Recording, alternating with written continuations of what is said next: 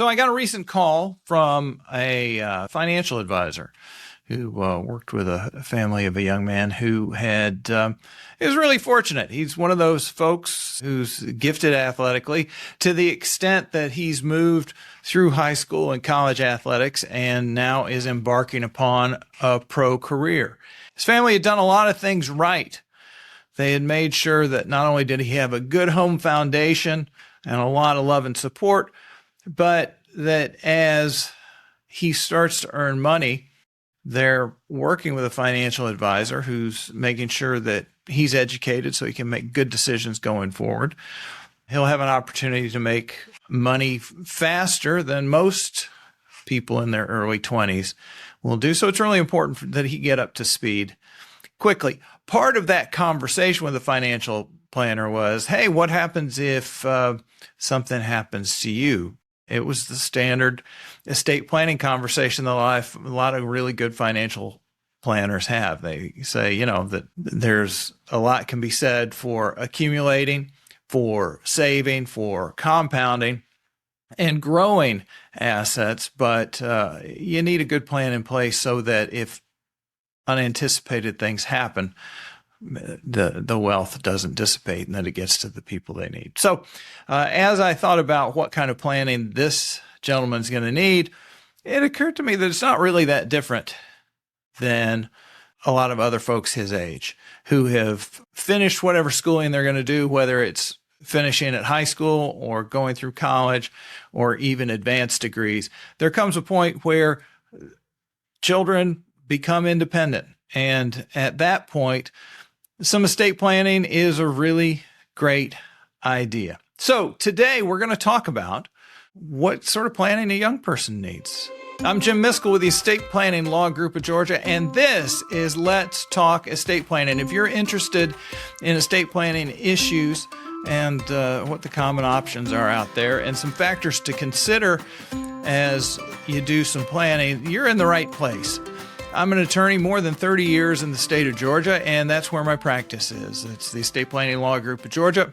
I'm licensed only in Georgia, and most of what I say during the podcast is Georgia applicable. A lot of estate planning you'll find translates very well from state to state, and the principles tend to be the same, even if the statutes are different. Having said all that, I am qualified to do estate planning with people as an attorney. Listening to the podcast is not the same as getting legal advice. So this is my disclaimer. Legal advice happens when you sit down with an attorney and you get to present to them your situation. Tell them what's important to you, and they get to ask you questions. It doesn't matter what question you ask an attorney, because you can sort of do a drive-by and say, hey, how should I do this? Or if this happens, is this the right thing to do? Almost always when you ask an attorney a question like that, the answer you get is it depends, because it really does depend. It depends on some other details that you might have not thought to mention. So that's where well-considered consultation with an attorney comes into play. And that's when legal counseling is happening. That's when legal representation happens. It's when you're sitting down with an attorney who you've paid to take on your case and act in your best interest. So the podcast, I think it's great, but even though it's information, it's not actually legal advice, because legal advice depends so strongly on what's going on with your family and your particular situation. So even though it's education, hopefully good information and maybe a little bit entertaining, not legal advice. I think I made my point. All right. So what does a young person need? We've talked before about how when folks turn 18, that they sort of transition from that point where they are natural wards of their parents, where the parents are natural guardians, and the day kids turn 18, they're adults under the law. That conversation tends to be more for my clients' parents who are thinking, oh my gosh, this is happening. What do we need to do? Today's conversation is aimed more at you, the young person, a young man or young woman who is now becoming independent. As I say, you finish the schooling you're going to finish, whether it's high school, college, advanced degrees. But at this point, you're striking out on your own. and you're going to have your own affairs to manage, and you'll want to make some plans. So there are some things to consider, and there are just like with anybody of any age, over 18 to 150, there are some basic things to consider, and that's your power of attorney and your healthcare directive. In some states called a healthcare proxy, a healthcare durable power of attorney for healthcare. A lot of different names, but still the same two areas that we're thinking about. And these are disability documents. So when we're talking about the power of attorney, that's a way to give legal and financial authority to somebody to act on your behalf. This situation I'm thinking about with the young man who's got a contract in professional sports, that becomes the question of, if injured, if disabled in some way, who should be running it? And usually boyfriends, girlfriends, sort of relationships that can be transient are not the right choice early on. In many situations, it's going to be your parents. Now, you may have had enough. You're ready to get away from your parents. You want your mom out of your business. In that case, the beautiful thing about estate planning is that you can designate whoever you want to do this. But as you do this, what's important is you've got somebody that is stable, has good judgment, and will act in your behalf. The powers that you need to include in a power of attorney run the gamut from legal to financial. So it can be as simple as banking. It might include closing on a house. It might include creating a specialized trust. If you become disabled, it could include any number of things. What should be in your power of attorney, again, is a matter of consultation with your attorney. So that's power of attorney. Legal and financial authority. Choosing to use a power of attorney puts you in the driver's seat. You get to pick who it is and what sort of authority they will have. Those powers of attorney should become active and effective when you sign them. So you want to pick somebody that you trust and somebody that you know has your best interest at heart. That's why so often it is parents or siblings or spouses if you're married. The next thing to consider is similar to the power of attorney. In some states, as I referred to, it can be called the durable power of attorney for healthcare, or durable healthcare power of attorney. In Georgia, we call it the healthcare directive. That's pretty typical of a lot of states. Our healthcare directive includes not only who your healthcare agent is, but also your living will choices. If you're gravely ill, what are your desires with regards to treatment? To continue treatment under any circumstance, or to withdraw treatment if the end is inevitable. So it covers both bases. And as you think about who you're going to appoint for your healthcare agent, the same considerations apply as we talked about with legal and financial authority, that you want somebody who's trustworthy, act with your best interests at heart. When we talk about that legal and financial authority, you want somebody with some basic ability to do the legal and financial tasks that you put in front of them. Hey, Jim Miskell here. Sorry to interrupt the episode. Hope you're enjoying today's content.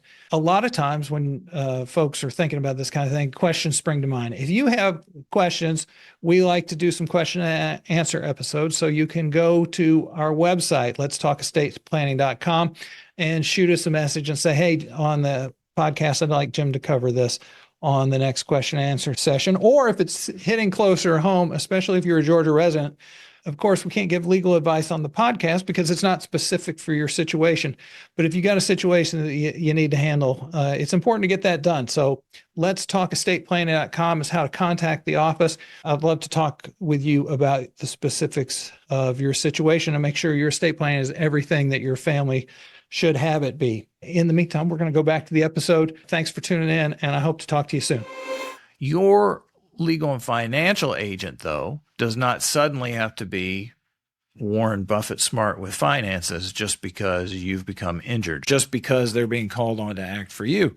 One of the great things about the power of attorney is that your power of attorney agent has the same authority you do to consult with lawyers and consult with your financial planners, consult with your tax planners to make sure that the decisions they're making are the right one. So along with some general competence, I always advise clients that you're looking for somebody not only that has that general competence, but also a willingness to ask for help when they're in over their heads, to say, hey, can I get some assistance here so I can make the best decision, just as you would yourself.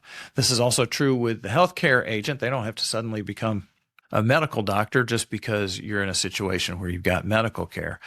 Their job falls into two phases. And the first phase of that job is what I call normal day in the hospital. If your jaw is wired shut, if you're on pain meds, if you're in an induced coma, if for any reason you're unable to communicate with your medical team, that's where your healthcare agent has those normal conversations that you or I might have with the medical team about treatment options, about getting second opinions, about discharging from one hospital and getting to another. All those normal run-of-the-mill, normal things that may happen when you're under medical care and you're not able to communicate or hold those conversations yourself. The second phase is where they step up to really be the guardian for your wishes under the living will. If your instructions are pull the plug, they're to make sure that happens. And if your instructions are never pull the plug, they're to make sure it never happens. So the strength of estate planning, and estate planning, when you think about it, doesn't include just who gets your stuff when you die. It's also about who's there to help you should you need help while you're still living. And in this case, so far, we've talked about the legal and financial authority and also the medical authority. And the beautiful thing about it is you get to pick the right people to do that.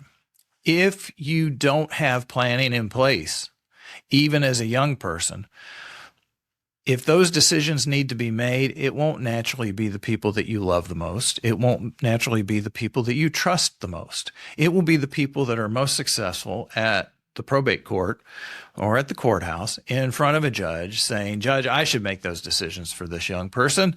They should trust me. Now, you know who you trust better than the court does.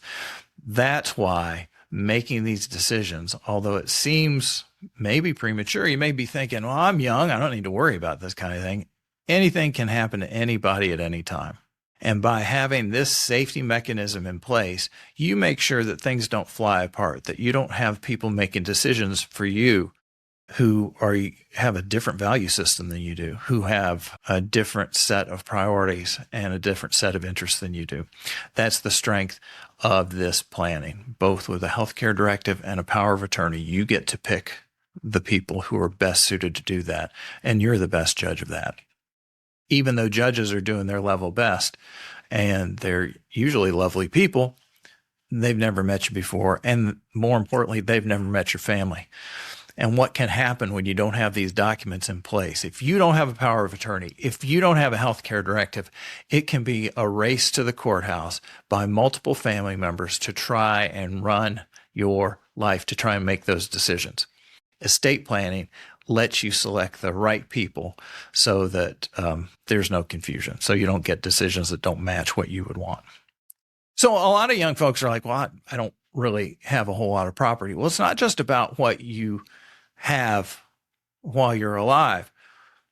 We talked about the power of attorney. The power of attorney includes, that lifetime document includes the ability for your power of attorney agent to file a lawsuit on your behalf. Well, what happens if you're in a car accident and it's someone else's fault and you should recover, but you die before the lawsuit comes to fruition, before the award is made, but it should still be litigated? Who's got the authority to do that for you? Well, it would be your executor under a will. So even though you may look and say, well, I don't have a whole lot of property, so I don't need to pass that on, you may have rights. Your estate may have rights and claims that should be enforced. So a will or a living trust to distribute your property after you die is more than just about distributing that property. It's also about making sure that any rights or claims that your estate has somebody in authority that can enforce those claims and can recover on behalf of your estate.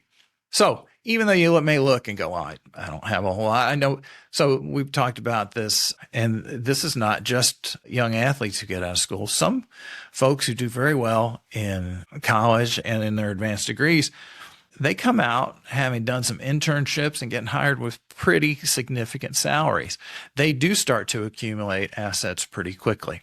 So you may have more than you think. I've seen, I know of situations where folks were young, maybe just 18 or 19, but were gifted musicians and were following a track of professional musicianship. And some of those classical instruments that young players have are vintage instruments that are really expensive. So think about the Stradivarius you may be playing in your school orchestra. They're not realistic, but think about those sorts of things. If you've got specialized equipment or any items that are important to you to get to somebody, to the right person, just the same evaluation that we talked about before, you can make the decision or other people will. I say it all the time that as we age, decisions get made. They can be yours or somebody else's. And that's the crux of estate planning. It's also true that should we become disabled or when we pass away, decisions start to get made. Same thing is true. If you want those decisions to be yours, it's important to cover the basis of who's making decisions for you if you're disabled and who has a right to enforce your claims and to your property should you pass away at a young age. So, estate planning for young folks, you can make it your mom. You may be tired and you're like, Mom, I'm done with you. I'm going to make it my dad. I'm going to make it my older brother, my older sister. You get your choice there. And that's the point, is that whether you've got a large professional contract or you're just starting basic level jobs, you probably, even though you may be looking at yourself and going, well, I'm 18, I'm 22, I'm 24, you may be saying, well, I don't really have anything that's worth doing for. You got more than you think you do. And there are decisions that get made that really are going to matter to you. Doing some basic estate planning, even at a young age, really make sure that things go the way you want them to, not the way somebody else does. Whether you're fortunate enough to have a contract as a professional athlete, to be a talented classical musician, or you're just working your first jobs and trying to get that first apartment and your car paid for, it's worth your time to get these in place. If you have questions about this, or if somebody you care about is a young person who's just starting to become independent and you feel like needs to do some planning, if you're in the state of Georgia, go to my website, letstalkestateplanning.com. It's just the same name as the podcast, letstalkestateplanning.com. We've got a lot of material on the website about estate planning, and we would be happy to meet with anybody in Georgia that needs a consultation. This has been Let's Talk Estate Planning. My name is Jim Miskell, and I'm glad you joined us. My dream, of course, is that there's a world where everybody's got their estate planning in place so that when things happen that are unfortunate and unexpected, the decisions that get made are what folks would prefer, not what somebody else is imposing upon them. See you next time, and have a great day.